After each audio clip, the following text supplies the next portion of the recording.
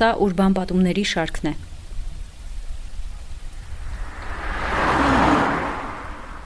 Հին սրճարաններից մինչև նոր երկնաքերերի, թաքնված անկյունների միջով անցնելով, ուրբան պատումների շարքը փորձում է բացահայտել տեղի հիշողությունը եւ հասկանալ քաղաքը։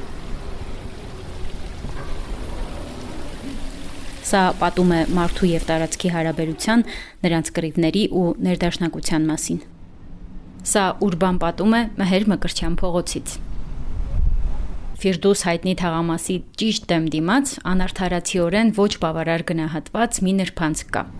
Ես չգիտեմ, արդյոք Երևանում կա եւս մեկ նմանատիպ փողոց, որն իր նեղության եւ կարճության մեջ տեղավորում է այսքան պատմություն, որքան Մհեր Մկրտչյանի անունը կրող միջանցքի նմանվող այս հատվածը, որտեղ 3 տարի, ինչպես ինքն է ասում, ապրել է հանրային կապերի մասնագետ Ելենա Կոժեմյակինան։ Իդեպ նա ռուս է, որն ավելի շատ բան գիտի քաղաքի այս հատվածի մասին, քան շատ հայեր։ Ելենայի սահուն հայերենը թող բնավ չզարմացնի ձեզ։ Նա արդեն 13 տարի ապրում է Հայաստանում։ Իսկ Մհեր Մկրտչյան 10 հասցեում, այնտեղ որտեղ Միրզոյան գրադարանն է, աշխատել է լուսանկարչական ստուդիայում։ Մի 3 տարի ստեղում ոնց որ ապրել եմ, շատ հարազատ է։ Այս փողոցը շատ նեղ է։ Գիտեք, ես որ տեսնում եմ ստեղ պարկինգ ինչպես կան գնացը, որ մարդիկ առանց մայթ փորձում եմ անցնել, ինձ միշտ զարմանալի է, որ մարդիկ չէի մտածել, որ ստեղ կարելի է առանց մեքենա սարքել նեղ, սիրուն փողոց, որ մարդիկ քայլերով, որպես հին Երևանում կարողանան անցնեն ու նայեն հին շենքերը, որը շատ քիչ են մնացել Երևանում ընդհանրապես։ Ապակով սարքած շենքը ինքը ընդհանրապես ստեղ չի սազում տուֆի դիմաց շենքը այսպես կարող է լինի, ինքը ընդհանրապես այս քաղաքային անսամբլ չի խոսում առ հետ։ Քաղաքային անսամբլի մասին։ Երբ մարդը հագնվում է, փորձում է հագուստը, աքսեսուարները, կոշիկները համադրել։ Քաղաքներ է մարմին, շինությունները եւ այգիները, անգամ աղբամանները, ավտոբուսները, ցայտաղբյուրները, քաղաքի աքսեսուարները պետք է ներդաշնակ լինեն միմյանց հետ։ Անշուշտ քաղաքն էլ կարող է մարդու պես ըմբոս ստանալ եւ որոշել չհամադրել, ու դրա արդյունքում երևի ի հայտ կգա մի նոր ճարտարապետական ոճ, բայց այն չպետք է կոտրի ինքնությունը։ Ստեղ տեսնում եք մայթ կա, բայց մենք չենք կարող անցնել, որովհետև որևէ մեկը որոշել էր մեքենա ստեղ կանգնել, ու այսպես միշտ եղել է։ Ու եթե ստեղ անձրև լինում, տեսնում եք ստեղ փոսը, ստեղ միշտ այսպես է, մի հատ մեծ սիվան կա, ու այսպես է։ Սարկած է, այսինքն գրապարակից 500 մետրանոց քերու, մենք կարող ենք տեսնել, որ ստեղ միշտ աղբաման եղել է։ Ես չկան այս փողոց ճանաչում եմ, այսպես տեսք ունի։ Ելենան օգտագործում է աղբաման բառը ի նկատի ունենալով աղբավայր, ավելի մեծ տարածք, որտեղ աղբը անփութորեն նետված է եւ արդեն երկինք է խոյանում։ Հրապարակից փոքր-ինչ առաջանալով հասնում ենք մի շինության, որի դիմային հատվածի քանդված լինելը թույլ չի տվել երբևէ նկատել, որ կուտակված աղբից այն կողմ լվացք կա փռված։ Սեփական տան պատշգամբում էլ մի պապիկ է նստած։ Քաղաքի կենտրոնում այնպես ինչպես իր տանը։ Տեսնում եք մարդիկ ապրում են մեջև հիմա, սա հին շենքերից սովետի ժամանակ արդեն կային, ու միշտ հիշում եմ, որ ստեղ այսպես լվացքը բրացա, ու այստեղ միշտ կա այնտեղ հավեսով պապիկ դուրս է գալիս, ծխումը, այսպես միայն այսպես շորտիկով, առանց ոչ մի բան։ Ну հասանք այն շենքին, որի համար Հասամ Մհեր Մկրտչյան 10-ն է։ Այո, հին շենքը, ինքը 150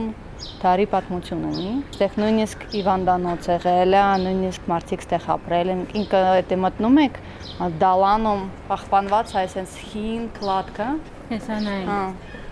Ու ընդհանրապես ստեղ միշտ ավելի խով է, քամիչ կա, ու միշտ աջելի է եղել ստեղ լինելը։ Մեծ հայելի միշտ դառն ծաղիկներ, այսպես ուրիշ ոչ է։ Այստեղ հիմնական ընդ դուր է գալիս, որ երեխաները որ ստեղ գալիս, նրանց արվեստի հետ կապ ունեն։ Ու այսպես միշտ տեսնում ես ոնց որ ուրիշ Երևան։ Հին Երևանի եզակի նմուշ, որը հրաշալի համադրվում է նոր Երևանի հետ, իր տարբերվող գաղափարներով երիտասարդներով, որոնք այստեղ անընդհատ ելումուտ են անում։ Նույնիսկ հետո ստա բնակելի շենք է եղել, տեսնում եք, այո, ստեղ ոնց որ պահպանված է որպես շուշաբանդ, այս Հայաստանում շատ տարածված է։ Հին բալկոնների, հին աստիճանը, իրենց ամեն ինչ հին են, ոչ մի նոր բան չկա, իրենց ուղղակի մի քիչ վերականգնված են։ Ինչ կա, ինչպես մենք պատուղանների ոճը եւ այլն տեսնում ենք, իրենց լրիվ հին են, ոչ մի բան փոփոխություն չեն արվել, ուղղակի ներկել են, ու ինձ շատ դուր է գալիս այս ընդհանրապես ճարտարապետությունը, որովհետեւ մենք չենք պահպանել։ Նոր շենքերը այս ձևով չեն կառուցվում։ Ունի շատ ափսոս, որովհետև կան բաներ, որ կարելի է վերցնել ու օգտվել, որովհետև իրոք իրեն շատ տպավորիչ են։ Քաղաքը չի կարող նույնը մնալ։ Այն սպունգի նման է, կլանում է քաղաքական, սոցիալական, մշակութային տատանումները, կրում է դրանց ազդեցությունը, արտահայտում է իր ներքին խռովքը։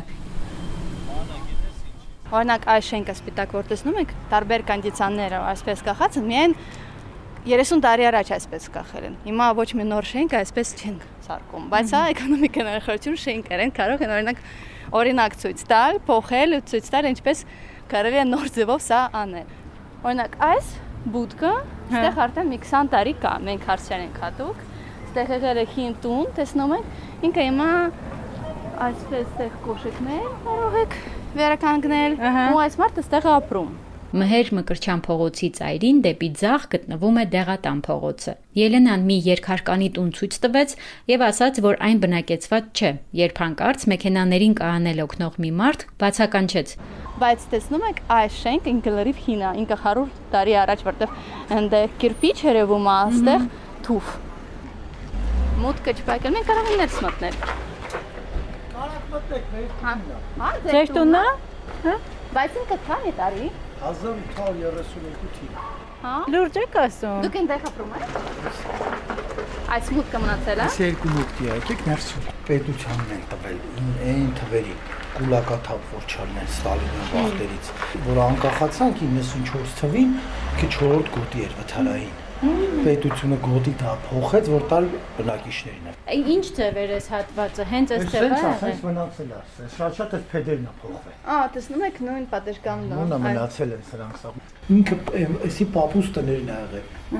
Նվեր ա տվել պետությանը կուլակաթափ որ արել են խլել են ու տարել իրան որպես Սիբիր։ Սրանց տեղերը սա, այս միջև Ռասիա, Տաշիր, սա էս ա եղել։ Երբեմն թվում է, թե գոնե Երևանի կենտրոնում ամեն բան հայտնի է մեզ, էլ ինչ կա պատմելու։